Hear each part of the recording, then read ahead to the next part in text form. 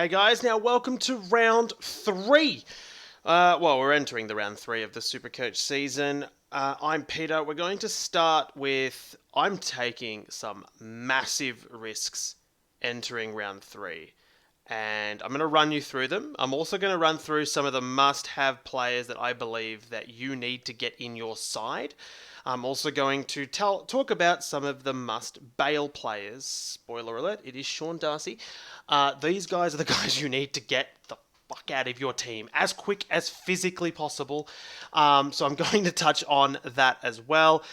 Before we get to all of that, because round 3's price changes. This is the last week you can get onto the informed players, and the last week you can ditch the out of form players. So before we get to all of that, I just want to let you know that we are here. You can subscribe to us. I got 17 subscribers, so not that many, but you can subscribe if you're watching this on YouTube.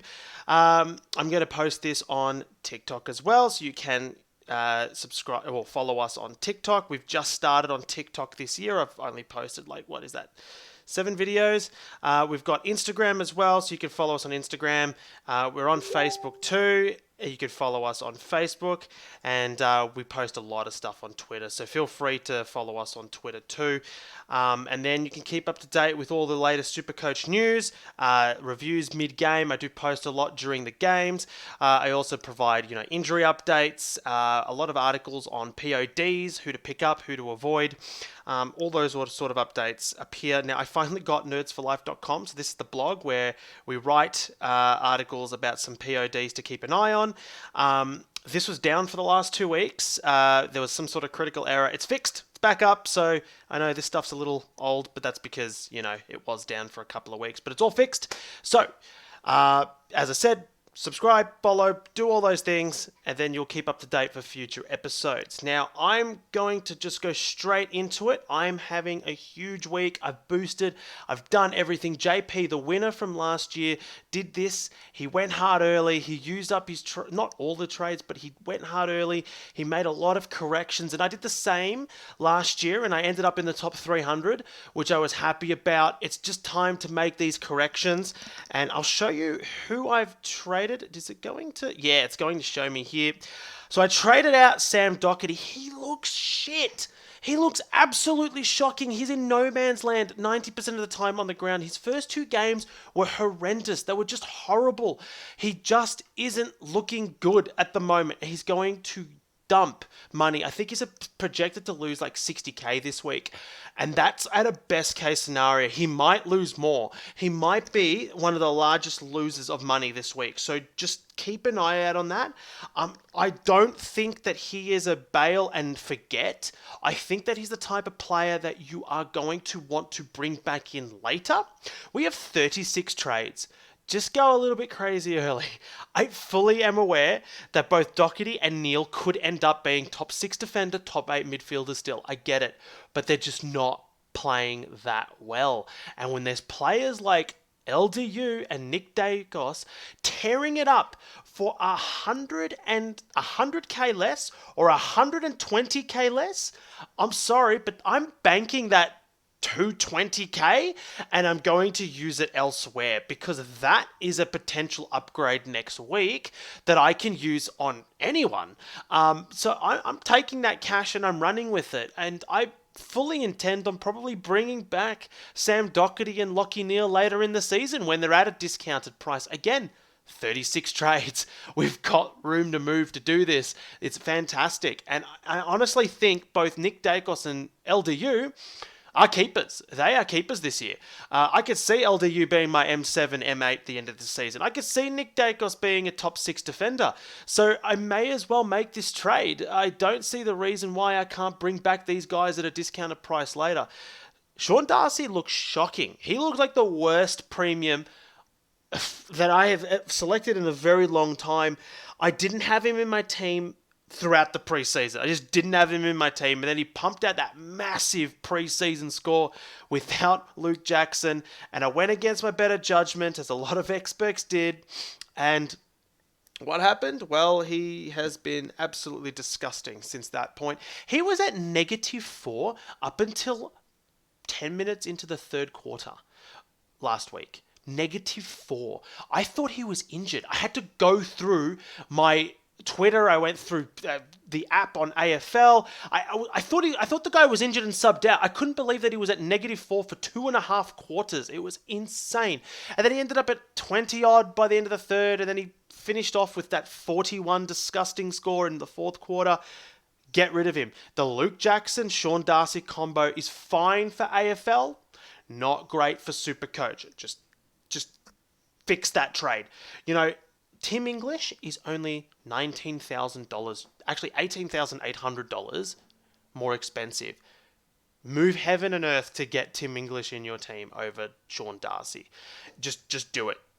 That is it. Tim English has scored above 100 average for the last, I don't know how many seasons. I think he's done it twice in the last three seasons. He's got a really good record against the Lions, who he's playing next. He's playing Richmond. He doesn't have a great record against the Tigers, in all fairness, but that's fine. He doesn't have a great record against Port either. I just don't think this is going to be an issue because he doesn't have Stephen Martin taking the ruck duties anymore away from him. He's a sole ruckman. He's scoring big. He's one of the few players in the competition currently that has hit a 200 score in a game. Just get him in your side. He's going to make your money. Yes, there's an injury risk. There's always an injury risk. Who cares? Because he's going to make up for it by the amount of scoring he's going to do between now and whenever that injury comes. And then, I don't know, use your backup ruckman. Hopefully at that point, who knows, we might have someone that you can actually use as a backup ruckman that's better than Ratugolea. But let's just see what happens. I personally think that Tim English is the best trade-in ruckman right now. If you can't afford him, Darcy Cameron is a great option as well. I wrote about him on the Footy Gods, a podcast that I write for. You can check that out. I just think that, Darcy Cameron, he is the next best option. And I'll just get his stats really quick because I'm pretty sure Darcy Cameron last year averaged... he averaged 80 something. He averaged 84.6, but that was after he moved from... You look at the first few games he actually spent in the forward line. If you look at his last 16, when Brodie Grundy got injured and he spent time in the ruck, he actually averaged close to 97 for the season. So he is a player that can score well, and he's currently in really good form. Last year was sort of like a trial run for him in the ruck, but he's taking his footy to the next level. 2 tons in the first 2 games, and I think that's just going to continue. If I couldn't afford Tim English, I'd probably be going the Darcy Cameron option, and then you can move into your forward line and he could become an F6 later on in the season. But I personally think that Tim English is the better choice, and I'm just going to go with it. And he's actually going to be my vice captain this week as they play Brisbane. He's got a good record against the Lions. The Lions are looking shocking this week as well. The week before. They looked okay last week, but then they did let Melbourne come back. Look, I'm just going to go with the VC on Tim English, and then I'm just going to go with Captain Laird. He's got such a good record. Such a good record against Adelaide, at Adelaide Oval. Look at his last game against Port. He's got his next few games in Adelaide Oval. He absolutely killed it against the Tigers. He bounced back hard. I told you not to get rid of him last week. I did tell you. So if Tim English doesn't provide another, 140 game, 130 plus game, then I'll go Laird as captain. I'm going to loop Hopper, who will miss. He's only out for 1 week, so don't worry, guys. It's only a 1-week injury. He's going to be versing the Dogs the following week, as is Dustin Martin, who is also going to be missing for the Collingwood match. So I'd be holding on to Hopper. Use him as your loop. Guaranteed loop, and it's a loop early on. So if English performs well, or, even if you've got Bontempelli, I think Bontempelli is a good option as well. If either of those guys play great, well, fantastic. Good work. You can loop Hopper in on Friday night. So I think that's just the perfect combo. Keep Hopper. He had a really good game against Adelaide. He missed half a quarter as well. He looked like he was going to average he looked like he was going to score a 130 game if he didn't miss that half a quarter. He looked really good. I watched the game. It was fantastic. As I said, I'm going to take some massive risks. I'm trading out Doherty. I'm bringing in Nick Dacos. I'm trading out Neil, I'm bringing in LDU and I'm trading out Darcy and I'm bringing in English, and that's going to leave me with $226,000. $226,000 for next week, and I'm looking at players like Jack Bowes. Jack Bowes, look, you could bring him in this week, but Geelong have the tendency to switch players around. He did score 108 and looked really impressive, but half of that was in the first quarter. He was then moved to the wing and half. He was then moved to the wing. He was moved into the center. He was moved into the forward line. He still played well, but his job security for in the sense of his role is not strong. Tom Stewart is probably back in the next 3 weeks, 2 to 3 weeks. I doubt that Bowes is going to be playing half back at that time. Stewart's going to return to that position, and Bowes is probably going to lose that spot. In saying that, this is Bowes' first game against Gold Coast, the team that flicked him off for virtually nothing. So I think Bowes will have another good game, but I'd just like to see one more outing from him. Also, you can hold one more week because his price isn't going to change after he missed round 1. His BE is 1. I think that he is, if he goes another 80, 90, 100, bring him in next week. I could basically afford him with anybody. I'm actually planning on trading Chesser for him. I'm going to hold on to Chesser for one more week. I plan on trading Chesser for Bowes if Bowes does well, for the basic cash that I have, or Gota, or I'll move someone on. I'm going to make a play for Bowes most likely, but I think you should just hold that one more week. Let's see what his role is. Chris Scott does move players around, and if he does get tossed around into a forward role or to a wing role, it will affect his scoring. So let's just see one more week of data. His price isn't going to change anyway, and you can get him next week, and you can virtually trade him in for anyone because all your defenders' prices are going to go up. So I think that this week is going to be a huge week. My forward line's basically done. A lot of people are talking about Jack Zeeble as well. And I think, look, Zeeble is, in my opinion, the second most important player to bring in that's at a mid-price range. The first is Setterfield, and I've already got him, and I've had him in my team. I've had him in my team since Team Picker, and I did, by the way, recommend a lot of Team Picker options. And Setterfield was the first guy that I recommended, and that was back in, December or January. So if you follow us on all of our socials, you'll get early access to guys like this. His role looks insane.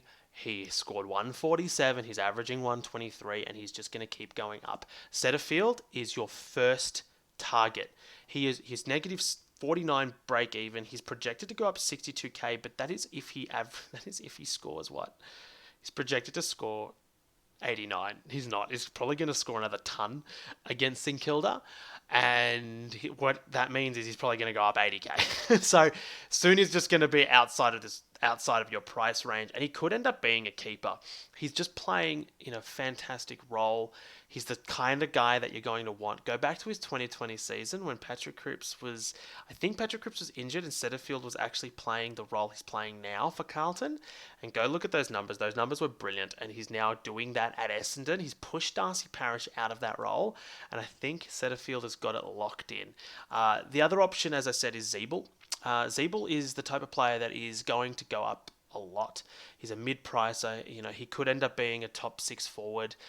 He's got Hawthorn this week. He should score big. He scored 2 tons. We know that he's done it before. He's been a player that's averaged 85 to 95 over his career. And then that 2021 season, he averaged almost 110. He's been a player that can do this, but don't move heaven and earth to get him if you don't need him. I'm in a position where I don't need him. He is going to get DDP status, so he could help my defense in round 6, but he doesn't have DDP status. If he had DDP status, I'd be getting him in my side this week. He'd be a defender, but he doesn't have that. For guys like me that have Cogs, Rosie, Dunkley, Taranto, Gould, and Sheasel, you don't need him. And yeah, I can move one of these 5 midfield forwards to my mid to replace Hopper for the week, and I could bring in Zeeble. Yeah, I could definitely do that. I've toyed with it. I can do it. I know that I can do that. But what happens next week when Hopper's back? I could push McKenzie to the bench. Maybe. Yeah. Maybe. But he's getting a lot of CBAs. That 52 was against after a thrashing against Sydney.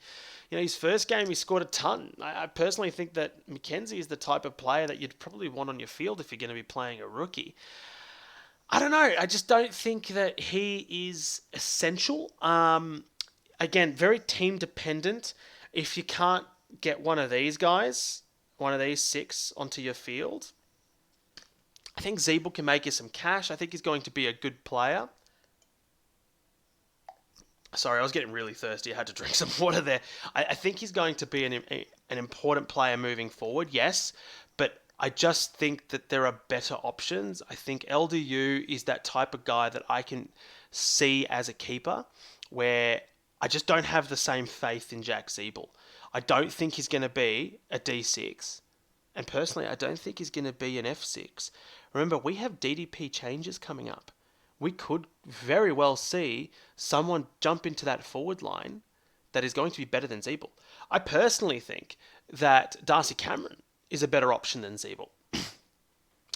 And that I genuinely believe that. I genuinely believe that Darcy Cameron is probably a better option than Jack Zeeble as a F6.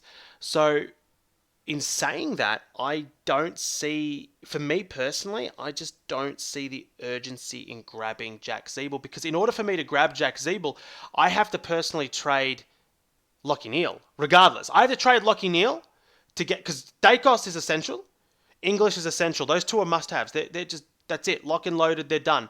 I can always just opt to not get LDU, put Cogs here in my mid, and get Jack Zeeble in my forward line. Yeah, that works. That's fine. But I still have to get rid of Neale. And I have a lot more confidence in getting rid of Neale for LDU and banking 226k than getting rid of Neale and getting Jack Zeeble. It just doesn't seem right to me.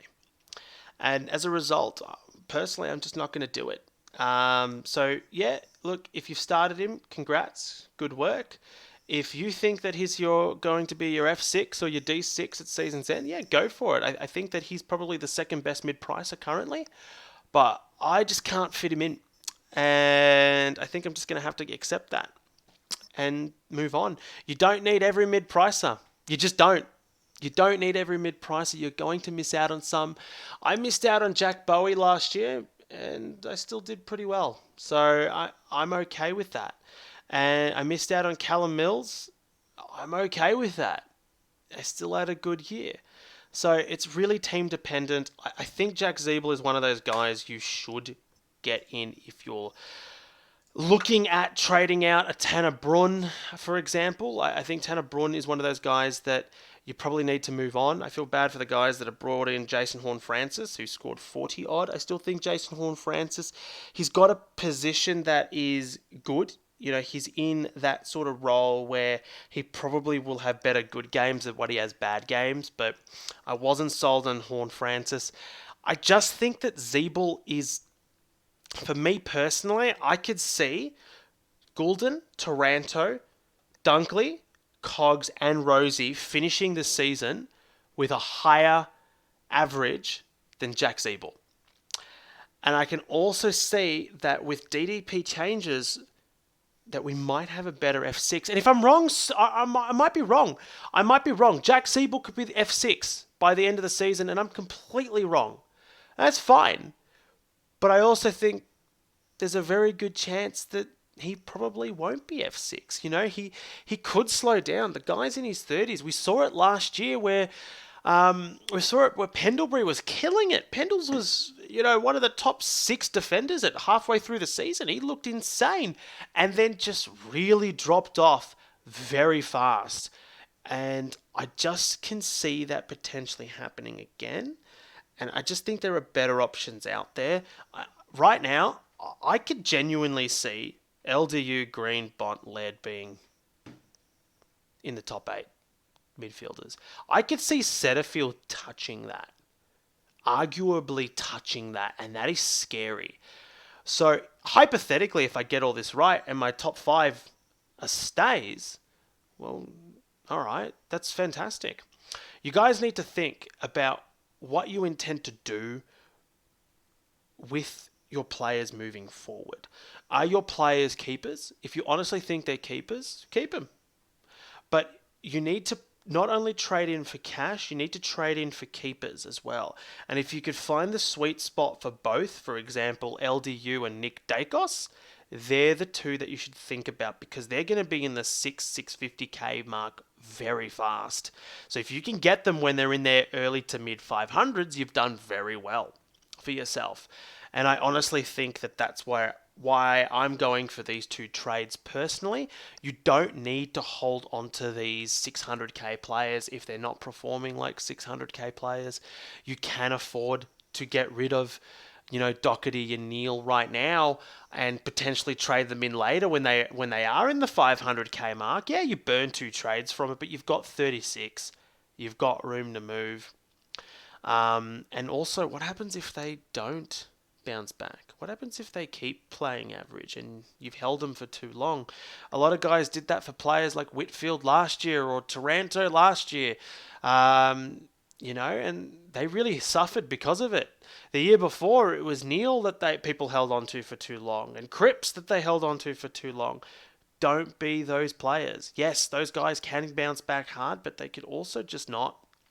And then you're going to be kicking yourself that you missed out on LDU and Dacos. And I'm just going to play a little high risk, high reward and see how I go. I might get it wrong. I might get it right. Now, I'm just going to switch to my draft real quick. I think I'm in a really good position. I've started with 2-0. My draft last year was just so bad.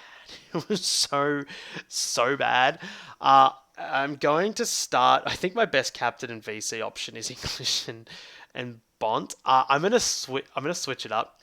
I'm actually just gonna go straight out and just go Bont as my captain. And let's just see how things go. I'm not making any drastic changes. I think if Stringer doesn't play, I'll just go with the Ben Long. I hope Duncan's back. Personally, we'll see how that goes. There's a lot of changes that I can make here. I've had some trade offers, but I'm just not going to do it. I think I'm in a really good position personally. And let's just see how my season progresses. Hopefully I can start 3-0. My AFL fantasy side, which I have forgotten about. I don't even know if that's a good score or not. I'm still pretty new at this. What am I? I think I'm doing okay. My overall rank is 62,000. Yeah, let's see how we go. I've got a little bit of cash in the bank. I've made some changes, not many. I've got Miller as my captain, who I like as an option. I just feel as if this is my team. I'm happy with it. Dustin Martin's missing out. I'm not making too many changes. As I said, for AFL Fantasy, I'm not going to give it any AFL Fantasy advice this year. I'm just seeing how I go because I'm pretty new at AFL Fantasy. So this is the year that I give it a crack, and probably next year I see what next year hopefully I've got a little bit of experience. But this is my SuperCoach team. This is the team I'm running out with in round 3, and then I've got a lot of cash to move for round 4, and I'm probably going to start fixing that defense. I'm going to keep an eye on players like Jack Bowes. I'm not going to bring in Zeeble. Werpel is the type of guy that I think could also be an option. I didn't mention him. I'm just going to give him a quick mention. 97, 99. Yeah, he's doing okay. I just can't see him pushing into the regular centuries. I think if you've got Setterfield already and you've got Zeeble and you're wanting to bring in another mid-pricer, personally I think that's too many mid-prices, but if you're going to do that, I suppose Werpel's the next best option, but I don't know.